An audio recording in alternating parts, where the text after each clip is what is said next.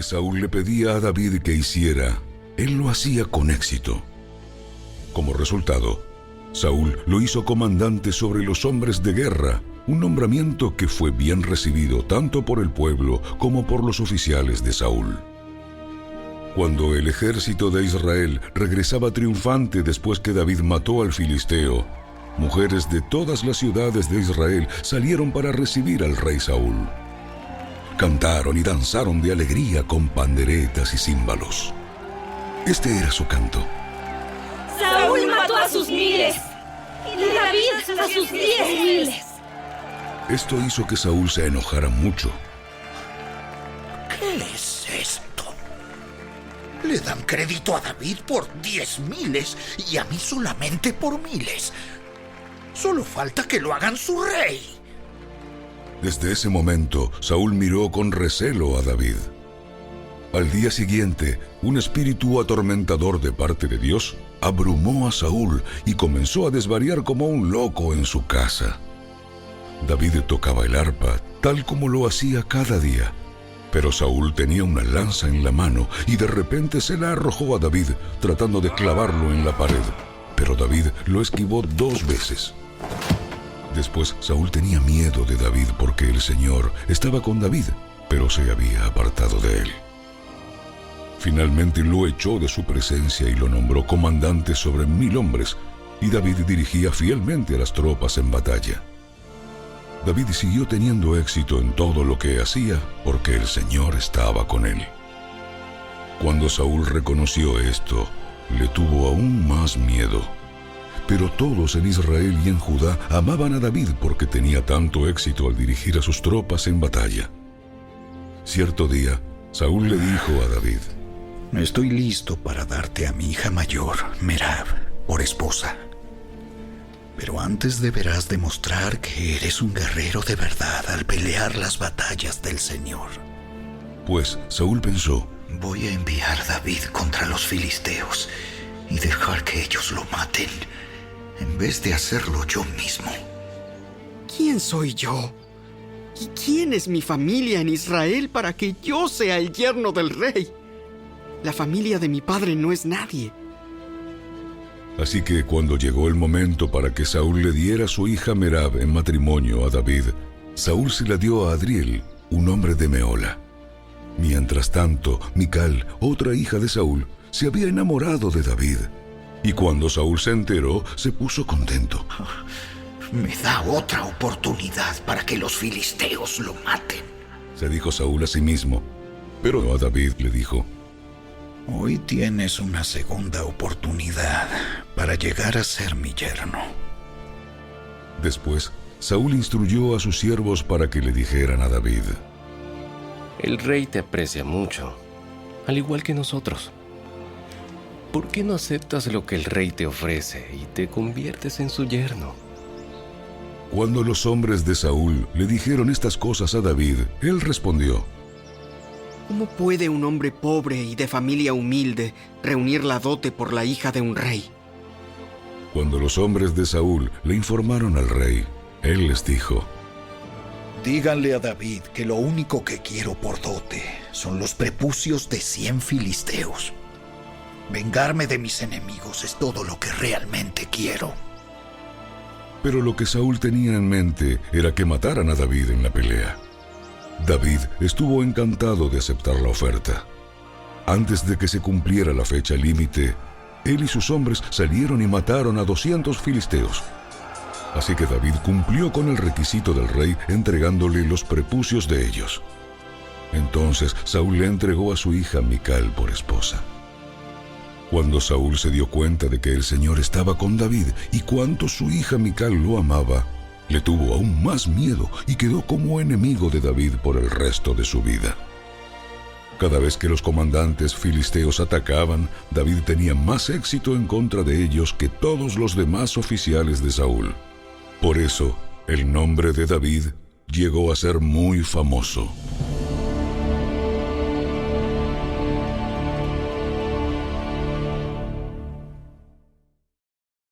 Capítulo 19. Saúl les dijo a sus siervos y a su hijo Jonatán que asesinaran a David. Pero Jonatán, debido a su profundo cariño por David, le contó acerca de los planes de su padre.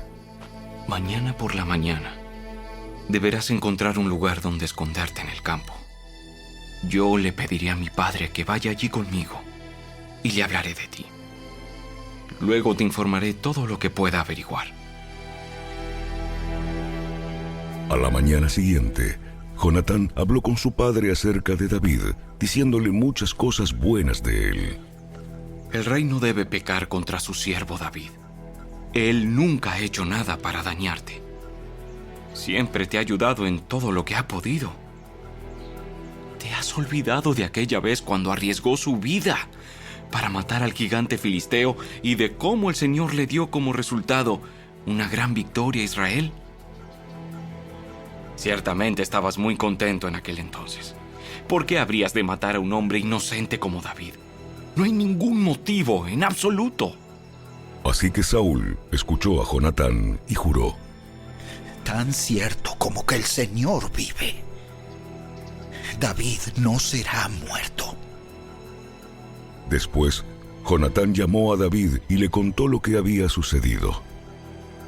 Luego lo llevó ante Saúl y David sirvió en la corte igual que antes. Entonces la guerra se desató nuevamente y David dirigió a sus tropas contra los filisteos. Los atacó con tanta furia que todos huyeron. Pero cierto día, cuando Saúl estaba sentado en su casa con una lanza en la mano, de repente el espíritu atormentador de parte del Señor vino sobre él como antes. Mientras David tocaba el arpa, Saúl le arrojó su lanza, pero David la esquivó y dejando la lanza clavada en la pared, huyó y escapó en medio de la noche. Entonces Saúl mandó tropas para que vigilaran la casa de David. Se les dio la orden de que mataran a David cuando saliera a la mañana siguiente, pero Mical, la esposa de David, le advirtió: Si no te escapas esta noche, te matarán por la mañana. Así que ella lo ayudó a salir por una ventana, y él huyó y escapó. Luego ella tomó un ídolo y lo puso en la cama de su esposo. Lo cubrió con mantas y puso un cojín de pelo de cabra sobre la cabeza. Cuando las tropas llegaron para arrestar a David, ella les dijo que estaba enfermo y que no podía levantarse de la cama. Pero Saúl envió a las tropas de nuevo para prender a David y les ordenó: ¡Tráiganmelo con cama y todo, para que lo mate! Pero cuando llegaron para llevarse a David, descubrieron que lo que estaba en la cama era solo un ídolo con un cojín de pelo de cabra en la cabeza. ¿Por qué me traicionaste así? ¿Eh? ¿Y dejaste escapar a mi enemigo? Tuve que hacerlo. Me amenazó con matarme si no lo ayudaba. Así que David escapó y fue a Ramá para ver a Samuel, y le contó todo lo que Saúl le había hecho. Entonces Samuel llevó a David a vivir con él en Naiot. Cuando Saúl se enteró de que David estaba en Naiot de Ramá, envió tropas para capturarlo. Pero cuando llegaron y vieron que Samuel dirigía a un grupo de profetas que estaban profetizando, el Espíritu de Dios vino sobre los hombres de Saúl y ellos también comenzaron a profetizar. Cuando Saúl se enteró de lo que había pasado, envió a otras tropas, pero ellos también profetizaron. Lo mismo sucedió por tercera vez. Finalmente, Saúl mismo fue a Ramá y llegó al gran pozo en Secú. ¿Dónde están Samuel y David? Están en Naiot de Ramá. Pero camino a Naiot de Ramá, el Espíritu de Dios vino incluso sobre Saúl, y él también comenzó a profetizar por todo el camino hasta Naiot. Se quitó la ropa a tirones y quedó desnudo acostado sobre el suelo todo el día y toda la noche, profetizando en presencia de Samuel.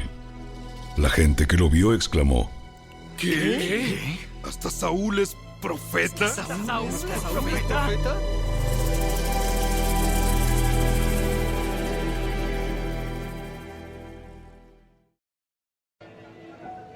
Jesús le dijo a la gente que creyó en él: Ustedes son verdaderamente mis discípulos si se mantienen fieles a mis enseñanzas. Y conocerán la verdad. Y la verdad los hará libres. Nosotros somos descendientes de Abraham. Nunca hemos sido esclavos de nadie. ¿Qué quieres decir con los hará libres? Les digo la verdad. Todo el que comete pecado es esclavo del pecado. Un esclavo no es un miembro permanente de la familia, pero un hijo sí forma parte de la familia para siempre. Así que si el Hijo los hace libres, ustedes son verdaderamente libres. Claro que me doy cuenta de que son descendientes de Abraham. Aún así, algunos de ustedes procuran matarme porque no tienen lugar para mi mensaje en su corazón. Yo les cuento lo que vi cuando estaba con mi padre, pero ustedes siguen el consejo de su padre. Nuestro padre es Abraham. No, pues si realmente fueran hijos de Abraham, seguirían su ejemplo. En cambio, procuran matarme porque les dije la verdad, la cual oí de Dios. Abraham nunca hizo algo así. No, ustedes imitan a su verdadero padre. Nosotros no somos hijos ilegítimos.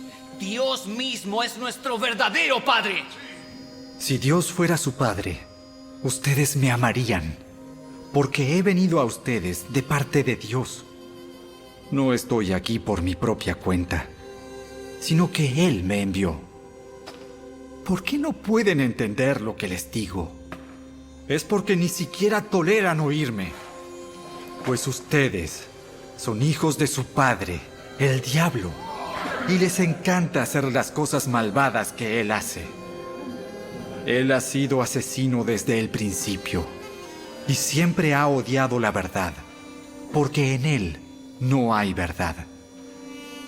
Cuando miente, actúa de acuerdo con su naturaleza, porque es mentiroso y el padre de la mentira. Por eso, es natural que no me crean cuando les digo la verdad. ¿Quién de ustedes puede, con toda sinceridad, acusarme de pecado? Y si les digo la verdad, ¿por qué entonces no me creen? Los que pertenecen a Dios escuchan con gusto las palabras de Dios, pero ustedes no las escuchan porque no pertenecen a Dios. ¡Samaritano endemoniado! ¡Samaritano endemoniado! ¿No veníamos diciendo que estabas poseído por un demonio? No, no tengo ningún demonio, pues yo honro a mi padre. En cambio, ustedes me deshonran a mí. Y aunque no tengo ninguna intención de glorificarme a mí mismo, Dios va a glorificarme, y Él es el verdadero juez. Les digo la verdad, todo el que obedezca a mi enseñanza jamás morirá. Ahora estamos convencidos de que estás poseído por un demonio. Hasta Abraham y los profetas murieron, pero tú dices, el que obedezca a mi enseñanza nunca morirá. ¿Acaso eres más importante que nuestro padre Abraham? Él murió igual que los profetas. ¿Tú quién te crees que eres? Si yo buscara mi propia gloria, esa gloria no tendría ningún valor. Pero es mi Padre quien me glorificará. Ustedes dicen, Él es nuestro Dios, pero ni siquiera lo conocen. Yo sí lo conozco, y si dijera lo contrario, sería tan mentiroso como ustedes. Pero lo conozco y lo obedezco. Abraham, el padre de ustedes, se alegró mientras esperaba con ansias mi venida. La vio y se llenó de alegría. Ni siquiera tienes 50 años. ¿Cómo puedes decir que has visto a Abraham? Les digo la verdad. Aún antes de que Abraham naciera, yo soy. En ese momento, tomaron piedras para arrojárselas. Pero Jesús desapareció de la vista de ellos y salió del templo.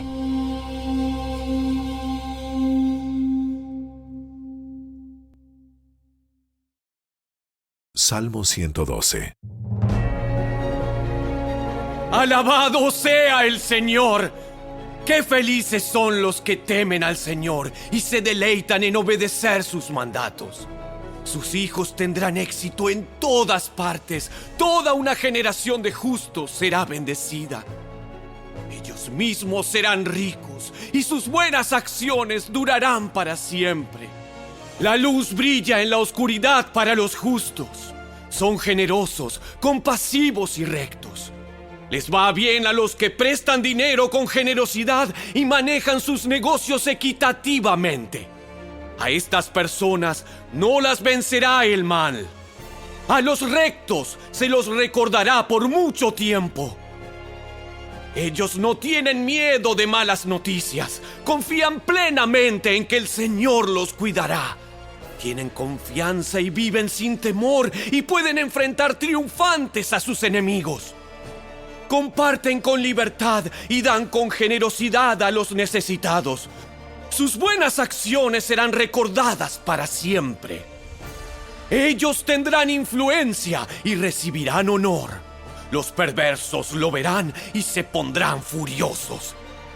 Rechinarán los dientes de enojo. Se escabullirán avergonzados con sus esperanzas frustradas.